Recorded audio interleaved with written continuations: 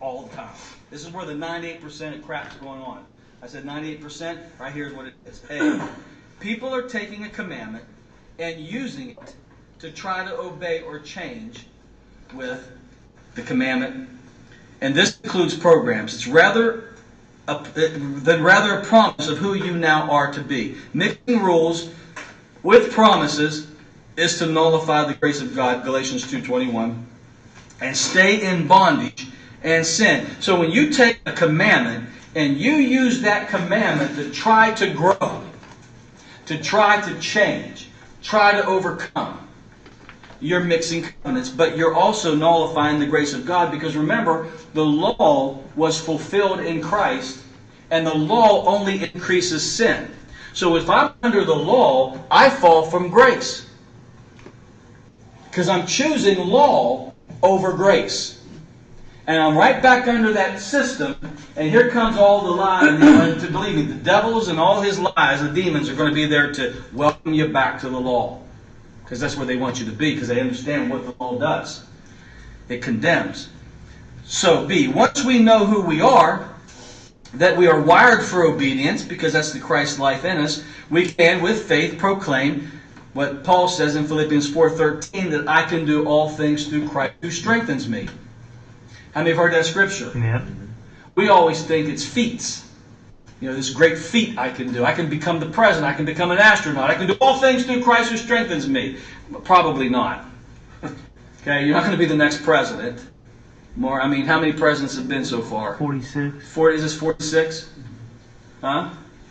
And how many people have been alive and dead since George Washington? So 46? The odds are really against you. You got a better chance of being an astronaut, I'm sure. But no, what he's talking about is when you see what the Bible says, you can do it through Christ who's in you. So when you see, well, I'm struggling with this sin, I'm struggling with this, I'm struggling with that, no, you're dead. You're an overcomer. You can overcome anything for Christ who's in you. Now, commandments are now promises of what grace will do. So, going back to the seed, that seed doesn't need the commandments. How to grow. Doesn't need to be talked to. You don't have to go out there and go, I speak life into you, and confess scriptures over it, 20 scriptures a day over that thing. You don't have to do any of that mental gymnastics the faith teachers have you doing. You understand what the power of the Word and seed and the life of Christ is, but you enter into rest. You, like John 15, you abide in Him. You rest. You just remain in Him, and the fruit automatically comes, called fruit of the Spirit. So grace does that. Now, however, if I go and start adding rules and all that to it, that the natural can't happen to that seed. The natural evolution that God made it to happen won't. Just like if a preacher comes to you with commandments and laws, he's going to stunt that growth that's in you, because he's not going to preach promises, he's going to preach commandments. There are two kinds of messages being preached today. That's all. And they are promise preaching, performance preaching. That's it. I don't care where you go, you're only going to hear two styles of preaching. There is no third one. If someone's preaching promise to you, or they're preaching performance to you. So, where's my chalk? So, let's say, for instance, we'll put performance over here, because that relates to the old man, and you put promise over here. Now, why do I say performance? Because they're going to give you things to do. So you leave, after hearing the message, you leave, and you feel, oh, I'm going to implement what he said. 4 steps, 5 secrets, 2 keys, right? You leave here with that in mind. So what you heard was a performance preaching. You have to perform what he preached. In fact, when he opens up that altar, you better be the first one up here, because this is the starting, this is the gate. This proves, you came up here, this proves you're going to try to do it out there. That's performance preaching. Now, what's promise preaching? Promise preaching is, he already did it. Now, you enter into faith and trust him to do it. And nobody likes that. Do you know why? Because it takes the spiritual pride out of you. So that when God does something, you can't take any claim for it. If someone says, how'd you overcome alcohol? Faith. No, really, but how did you overcome it? I just trusted God. I know, but what did you do? Ever had a conversation with somebody like that? Well, they want to know what you did. Because they're so accustomed to performance preaching, they'll look at you like a deer in headlights when you say, I just trusted God. No, I know that, but what else did you do? That's what they don't understand. So promise preaching is, I'll tell you what He did, and what He did in you, and who you now are, and He produces that in you.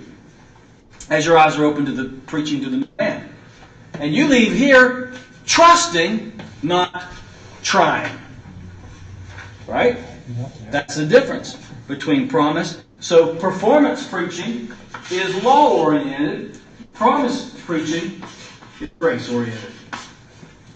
Real easy. Now let's look at 6. Go to Ephesians chapter 4. Now we're almost done. The ending is I think it's good. And I hope it ministers to you. But let's go to Ephesians 4 real quick. Ephesians chapter 4. And look at verse 22.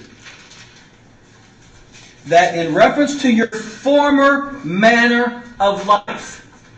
So he's not going to talk to them about, he's not talking about their life, but the former. He's saying, again, which were some of you. He says, now watch. Verse 22, that in reference to your former manner of life, you lay aside the old self, the old man, which is corrupted in accordance with the lust of deceit, and that you be renewed in the spirit of your mind. Verse 24, and put on the new man, which is in the likeness of God, and has been created in righteousness, holiness of faith. Now that would make it look like that the old man is still alive, because you've got to take him off in order to put him on. So in other words, if you take that literal, I'm going to tell you how to take it. Some people think that they got to take the old man off like a coat and put on Jesus like another coat. And then maybe in the middle of the day you accidentally put on that old man coat. Now you got to take him off and put him on, and that is just stupidity. That's not how you read that, because that's not how it works. So, put off the old man. What does that mean to put it off? How can let me put it this way. How can I put something off that's dead? Go back to Romans 6:4. Keep your finger there. Go back to Romans 6:4. Watch this. Now, what does he mean by put off the old man? What is he talking about here? 6:4 says, therefore we have been buried with him through baptism into death, in order that as Christ was raised from the dead through the glory of the Father, we too knew life. We died. We died. So when he says put off the old man, all he's saying to you is go back to what Jesus did on that cross. Your faith has to be focused on what Jesus did on that cross. And when you say, when he died, I died, you're taking off the old man. That mindset. It's a mindset. You're not actually taking the old man out and putting the new man in. That's already happened. He's dead. You're now alive. And when he says take off the old man, he wants you to renew your mind according to what Jesus did. So taking off the old man, is that how he says it? Let me go back. Ephesians 4:22. Lay aside, put off.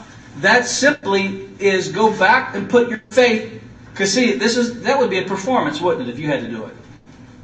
It's not what he's saying. You got to go back to what he did. And then put on the new man. What does that mean? Put on the new man. You do this by recognizing and renewing the mind of what Jesus did.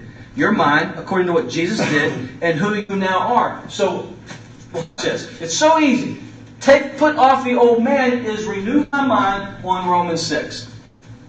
So you want to take the old man off?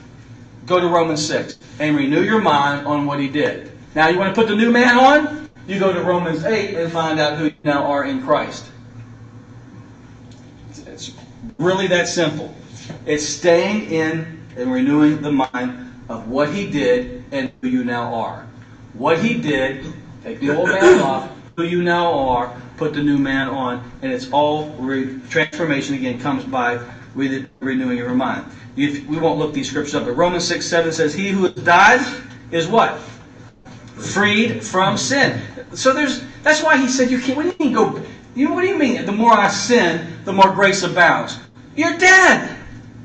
That would be a logical conclusion, except you died to sin, so it doesn't make sense. I mean, maybe you won't get this, but if you meditate on it, you might get it. But the point is, what I want you to see is, through what Paul's saying, is that is a logical conclusion, except you can't sin. It's not who you now are. He was preaching to the new man. In Romans chapter 6, he's preaching to their new man. Now, what do preachers do today? They preach to the old man, and they won't say, they wouldn't start chapter 6 of Romans like this. They would start it out as, I can't believe you're doing that. Don't you know that you can't? And then they start browbeating you, and then they start treating you different because you sinned. Paul's like, I'm not going to go there because that's not who you are. Then you go to Romans 6:8, dead from sin, sin nature, new man conscious now. And Romans 9 through 11, you reckon yourself dead to sin. And the old man, the sin nature, reckon yourself now alive to God as a new creation, a new man. You can look those scriptures up because we're running out of time. I want to get to John 8 here. Romans 6:12-13 says that we are alive from the dead, from the old man, sin nature, and alive unto God, new man, new creation. So you have to know this. And once you know it, you have to reckon it. And we talked about that word reckon. You remember? Reckon is an accounting term. And when you're an accountant, you can't be off at all. 1 plus 1 always has to equal 2. 2 from 3 always has to be 1. When you go down, when you're putting your books together, you can't be off. When you're reconciling, you can't be off. It's just doesn't work that way. And so anyway, he says you've got to put it to your account. You've got to basically say, this is who I now am. I know it. Got the revelation. Now I'm reckoning it true to me. That's what reckoning is. I'm making that thing true to me. I got it now. I will never have to debate it again. It's who I now am. All right, so you got to reckon it.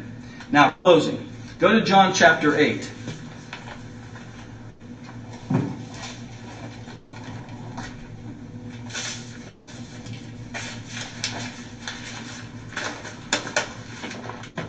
John chapter 8. Now this is a story, and this is the clashing of the old covenant and the new covenant. I find this story interesting because this is the woman caught in adultery. I'm not going to read it. I'll just tell you the story because you know it. In John chapter 8, Jesus has this woman brought to him who was just caught in the act of adultery. All right? She just got done with another guy, and they pulled her out of the house, drug her right in front of him. So like 5 minutes ago, she's with this guy, and now she's in front of Jesus. And these Pharisees say the law of Moses says stone her. So the law says stone her. All right? Now while this is happening, on the other side of town, you got John the Baptist, who's preaching against Herod because he has his brother's wife. So this woman's caught in the act of adultery, and they bring him to Jesus, or bring her to Jesus. And on the other side of town, you got John the Baptist condemning Herod for having his brother's wife. Now, there's a problem here, because Jesus is going to let this girl go scot-free, and John actually wants the head of Herod. He wants repentance. He wants Herod to stop. Herod, just say no. Okay? Stop having sex with your brother's wife. That'd be like telling an alcoholic, don't take another drink. So here's John the Baptist telling an alcoholic. See, you think it's just adultery. Yeah. It could be anything. They could have brought a lesbian in front of Jesus, and it could have been any sin, and it may not have been. It could have been alcoholism with Herod. So here's John saying, don't take another drink, don't take any more drugs, just say no, stop it. Does that work? No. What's wrong? What's up with John the Baptist?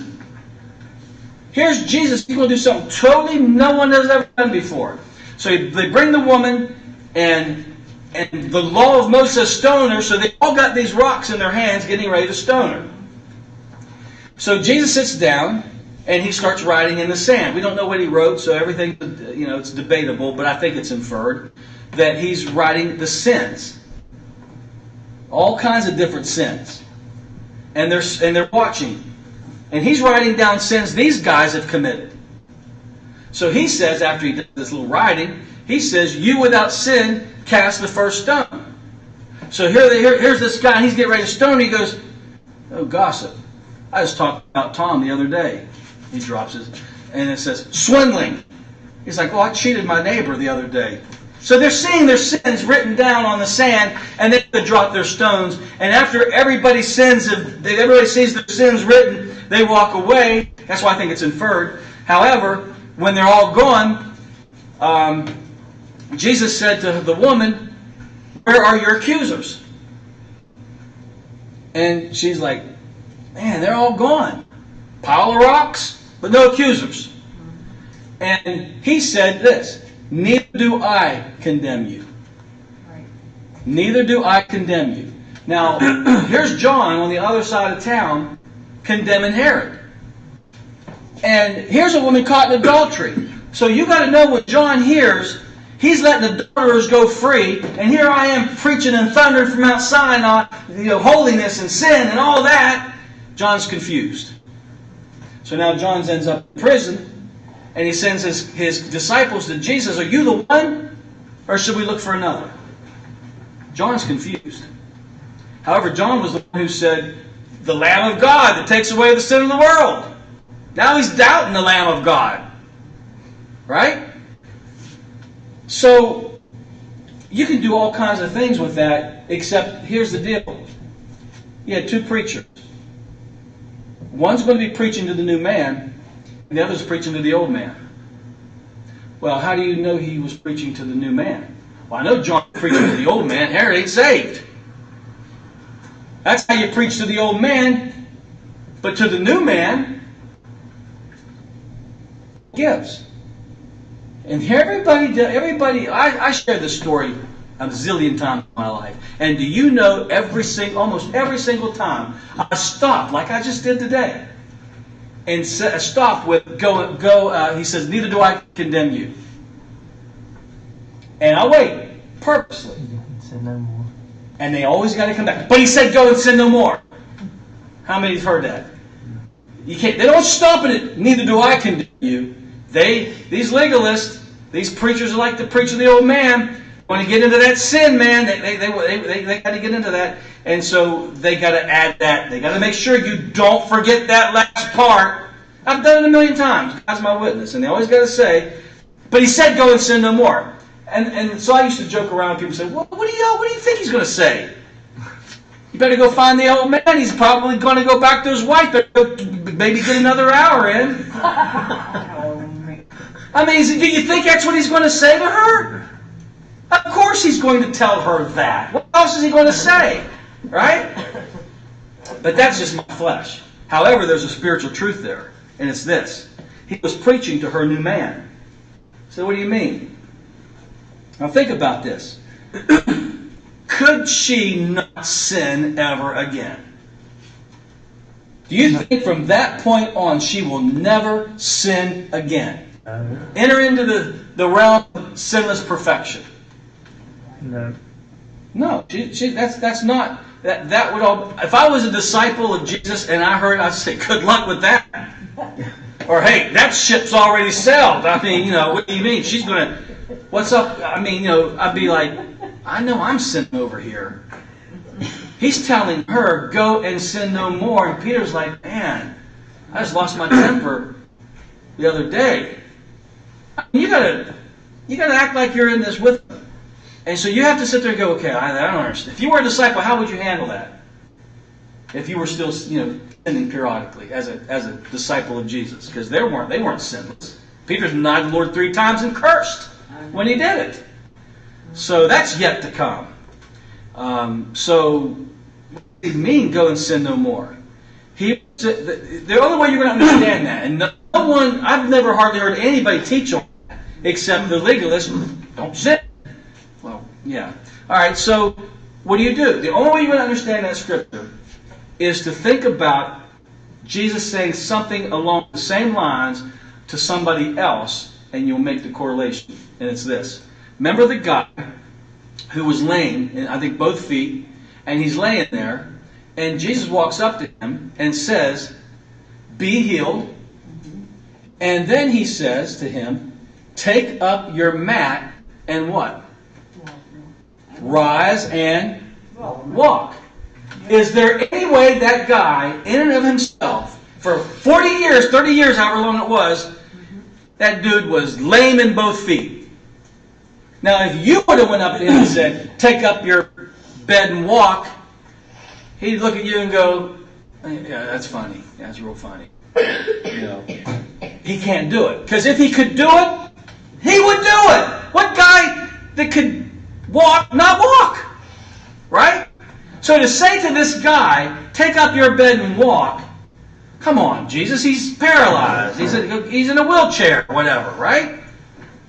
But did he take up his bed and walk? How? Because of the word that Jesus spoke. Jesus said, the words I speak are spirit and life. And when you get a word from God and you hear it, their life and their spirit, and they do the changing. They do the resurrecting. They do the healing. They do the delivering. Not rules, programs, and regulations. That doesn't change anybody. It only increases their sin. All right? And so when he says to that man, take up your bed and walk, it is no different than him saying to that woman, go and sin no more. Because as a new believer, she had to be a new believer. He can't tell that to an unbeliever because she would still have the old man. And he'd be speaking to the old man. That's like talking to a sinner and telling them to be righteous. They can't. So she had to have she had to have an encounter there with him. And as she's leaving, he says, go and sin no more. He is speaking to her new man. Why? She's freed from sin. This is the same thing Paul was saying to those in Romans 6. How can you go on sinning when you're dead to sin? So when he said, go and sin no more, he's only telling her what to expect as a new creation. No more sin. You're freed from it, honey.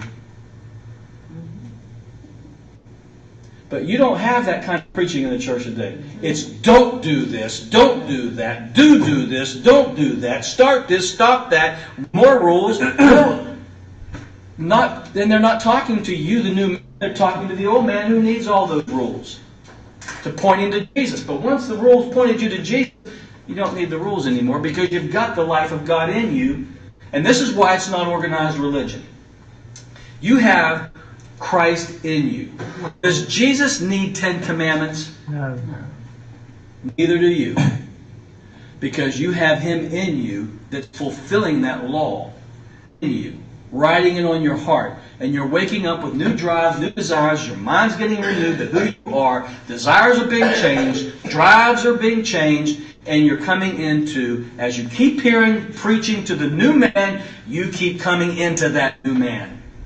You're being transformed into who you already been at the cross 2,000 years ago. Does that make sense? Yeah. So why are we not... Go to John 8, because there's a verse. Why does the church still preach to the old man? Because they just don't have their eyes open to it. But go to John 8. Now, is that not a good story? Yeah. Okay?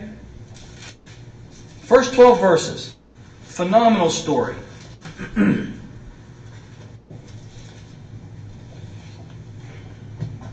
What it says in verse 12.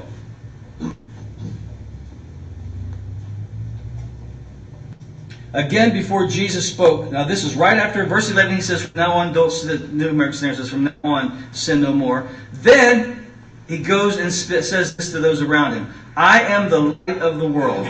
He who follows me shall not walk in the darkness, but shall have the light of life. He's talking about that woman. She now has life, not darkness. That's how I can talk to her like this. Anybody that has life is no longer is freed from sin. Now, you think that should have been sufficient for everybody? Like, wow. But religion hates this teaching. Look at verse 13. The Pharisees therefore said to him, "You are bearing witness of yourself. Your witness is not true." It says you're teaching false doctrine. And that's what you and I are going to be accused of. Because religion hates this message. It loves its rules, its programs, its laws. It loves it. And the Pharisees are watching and they're saying, "Liar, you're bearing false witness and your doctrine is false." That's not true teaching. And that's what we're going to get. So you have to understand that they're going to always be there. These preachers are always going to be there preaching to the old man. And you got to go, wait a minute, I am not that old man. So I am no longer going to be here and let you talk to me like that. Because I am not who you're talking to. I am not that person you're looking down your nose at. I'm not that person you're condemning. That is not who I am. Which were some of you. Yeah, but you're still doing it. I don't care. That's not who I am. It's not who I am. And that's the Goliath coming to you every day, telling you who you used to be. Because those drives and urges, just because you're the new man, doesn't mean that the enemy's not going to throw that stuff at you anymore. Throws it harder. Throws it harder. But you got to be like David and recognize you're a liar. You're an uncircumcised Philistine. You're a liar and your head's coming off today. Except this is what you say, "I'm dead." You've already been dealt with 2,000 years ago. I don't know who you're talking to. I ain't that guy. And go forward. Go forward. And you can do that. Now, let me close with this. What are we going to do with this old man that they won't let me bury? You know how horrible it would be that you just buried your loved one and you mourn? And it's a hard thing, isn't it? What would you do if you woke up and someone dug up that corpse and stuck it on your front door? I mean, you just buried your loved one. Who would be that horrible to dig that corpse up and put it and keep reminding you they're dead? That would be an awful thing to do. I don't know if this is a urban myth or not, but I heard this, that in the old days, if you killed somebody, you had to carry their corpse around. It's going to be stinking. And that was your punishment. And you would have to carry, I mean, everywhere you went, that corpse was. I don't know if that's an urban tale or if that's true or not, but think about that. So what the church does today is they don't tell you that the old man was buried. They keep bringing him up and throwing him on your back and talking to him, not you. Number one, they keep putting it on you. You keep showing up to let them talk to you like that. I mean, I'll tell you, you're your own worst enemy sometimes. You know you're in a church, you know that it's wrong, but my friends are there, the worship is good, the programs for my kids, so, hey, there you go, carry your corpse. That's the cost of carrying the corpse. You got a big church, you got a nice building, you got all these programs, they've got lights, they've got fog, they've got the skinny jeans guy and the preacher. We are the new thing. But he puts that corpse on your back every day, and he talks to your corpse, not you. It's bad enough that he puts the corpse on your back. He won't let it be buried. He puts it, but he's not even talking to you. He's talking to the dead person. How does that make you feel? I say, yeah, you'd feel like that dead guy. And that's why there's death in the church.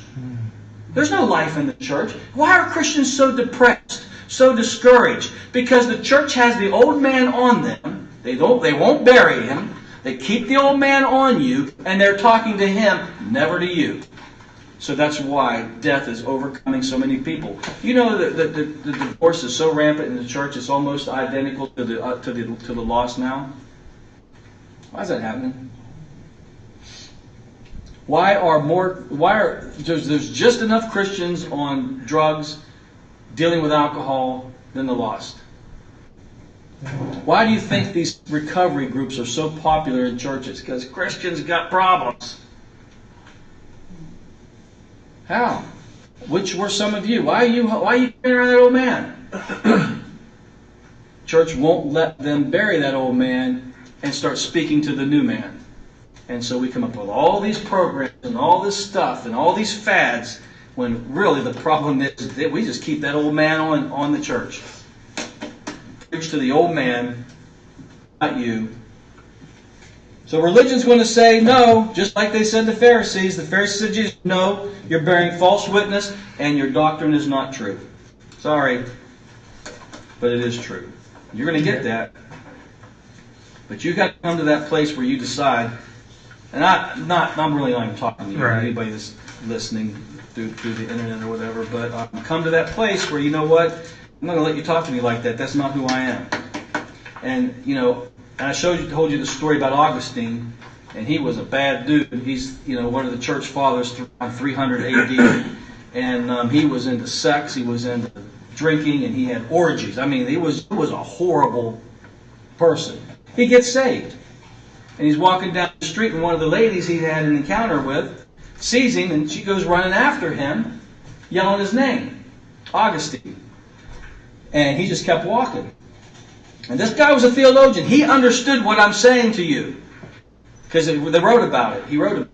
But he kept walking, kept yelling his name. And she's like, he's not going to snub me. She runs him down. She says, Augustine, it's me. I know, but I'm no longer Augustine. And turned around and kept walking. Or I ain't that guy anymore. I don't know what we had, but I'm not that guy anymore. And so we need to do the same thing when Goliath shows up. You wake up in the morning and that depression hits you. That anxiety hits you. Folks, that's Goliath. That's not God. That's Goliath. That's the enemy saying, you're not new. And here's some depression I'm throwing at you, so you leave. You're still the old. Get your mind renewed. Am I taking this to the extreme? No. No, because Romans 6 says, the question is, did you die? Then you're free from sin. I just don't know why that's even debatable. Why we're playing around with this. We need to teach this and keep teaching this, preaching this to the new man. You're dead. You're dead. You don't need a program. You're dead. You don't need rules. You're dead. Just understand who you now are. You are alive in Christ. And you are the likeness of His resurrection. His life. Was the seed planted in you? Then grow. Let him grow. Rest. And that is a very liberating word that should set a lot of people free that's struggling with legalism and old man preaching. Because I was under it for years, as I know some of you have been as well. It's very liberating. Okay, any questions or comments before we close out? The rules and laws and all that is not self-will, but willpower. Mm-hmm. And the more you try, the harder you fall when you're trying to do it yourself, willpower. Mm-hmm. And it's miserable. And if you just let God take it over, you might still be in that, whatever it is, but one day it's completely gone and you don't even realize it's gone. That's when He, Right. Yep. that's when He does it. That's why Paul was so, and we've talked about it for weeks and weeks, is Paul was so adamant about when you get the mind renewed, you will experience a transformation. Not the new man, he's already perfect. But in your soul, your mind, emotions, your will begin to line up with who you are on the inside. And you become that on the outside. So you grow from the inside out. Not with rules and regulations trying to change it from the outside. Right, yeah. The problem with the church is they say, Christ is in you, and your mind has nothing to do with it. Well, it is your mind that needs renewed. Mm-hmm. That's the problem. It's always, they're working on your soul. Yeah. I mean, seriously, if you think about, well, you don't, it's not in your mind, it's inside of you. Well, yeah, true, but your mind's what needs renewed. Yeah. To bring that out of you. Exactly. Because your And they're spirit's preaching, like perfect. you said, they're preaching it all backwards. Yep. Yep. Paul calls that in Galatians 1 perverting the gospel, preaching it backwards. Because that's what perversion is. You put the front in the back and the back in the front. In other words, so grace should be at the forefront, and they put the law in front of grace. When you put the law in front of grace and make the gospel law, you've perverted it.